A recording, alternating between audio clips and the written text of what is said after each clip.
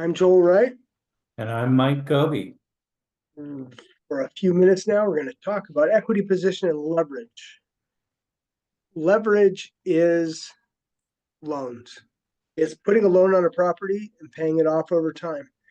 In the United States, we have some of the best mechanisms for leverage, and especially for buying houses anywhere in the world.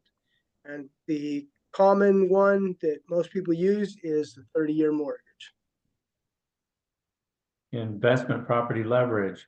Investor loans rates are typically about 0.5% higher than conventional owner-occupied rates. So when someone quotes an interest rate, usually it's for owner-occupied, just automatically throw an extra 0.5% in there. Lenders like to see at least 25% down payment minimum, and they want a buyer to qualify based on income, assets, and credit. And now that's advantageous, as we've mentioned in previous videos, that the residential, that you can have a job and that will help qualify you for the property. It's not necessarily how much money the property is bringing in. And a lot of residential properties aren't bringing in any money when they're purchased. So the way that a mortgage works is it pays down over time. This is an example of a 30-year loan with $200,000 purchase price and 25% down. So $50,000 was put down on the property at an interest rate of 4%, which we know is not reasonable. But you can see the blue line in the graph. It starts out at 150,000 and it ends up at zero over 30 years. Now, if the interest rate is higher than this line is flatter in the beginning and sharper at the end.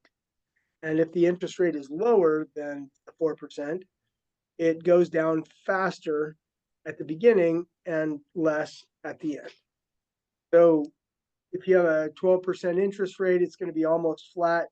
That is, you're almost not getting any equity, any loan payoff in the first few years. And then towards the end, you're getting almost all the equity payoff in those final years.